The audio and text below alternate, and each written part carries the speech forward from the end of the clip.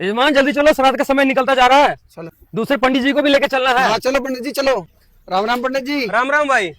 पंडित जी माता जी का श्राद्ध करवाना है। एक पंडित जी तो मिल गए। अच्छा। और आपको भी लेकर चलना रहा। आपने पता ही है कि आपके बिना हमने कभी श्राद्ध करवाए नहीं पंडित जी। भाई हम श्राद्ध में नहीं जा सकते, माफ कर दे भाई। क्यों पंडित जी? भाई शास्त्रों में इतनी बात बता रखी है और आज तक हमने समझ में नहीं आई थी, हमारे तो गलती हो रही है पहले।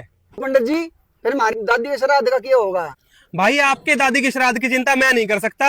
अगर मैं ऐसा करूंगा और आपके श्राद्ध जीवने चला गया तो मेरे सारे पुण्य नष्ट हो जाएंगे, मेरे पुण्य चले जाएंगे। ऐसे कैसे पंडित जी, हम श्राद्ध में जाएंगे तो श्राद्ध कैसे संपन्न होंगे? अगर आपने शास्त्र पढ़ लिए ना तो आप भी श्राद्ध में कभी नहीं जाओगे जीवने के लिए। देखो शास्त्रों में क्या बताया है, दिखो दिखो। ये देखो स्कंद पुराण और गीता प्रेस गोरखपुर से छपा हुआ है, कोड नंबर 279। इसमें देखो आप क्या बताया है। प्रभास खंड में देखो क्या बताया हुआ है। आद्य श्राद्ध एकादश आह श्राद्ध में परान्न भोजन करने पर 3 वर्ष का पुण्य चला जाता है। अगर आप श्राद्ध जीवित हो आद्य श्राद्ध तो 3 वर्ष का पुण्य जाएगा आपका। मासिक श्राद्ध में भोजन करने पर 8 वर्ष का और छमाही श्राद्ध में भोजन करने से आधे वर्ष का पुण्य नष्ट होता है। जो अस्थि संचयन श्राद्ध में दूसरे का अन्न खाता है उसका जन्म भर का पुण्य चला जाता है। आद्य श्राद्ध एकादश आह श्राद्ध में परान्न भोजन करने पर 3 वर्ष का पुण्य चला जाता है। अगर आप श्राद्ध जीवित हो आद्य श्राद्ध तो 3 वर्ष का पुण्य जाएगा आपका। मासिक श्राद्ध में भोजन करने पर 8 वर्ष का और छमाही श्राद्ध में भोजन करने से आधे वर्ष का पुण्य नष्ट होता है।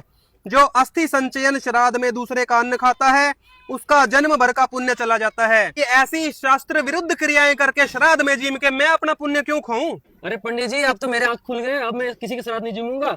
मेरे इसमें तो मेरे पुण्य चले जाएंगे।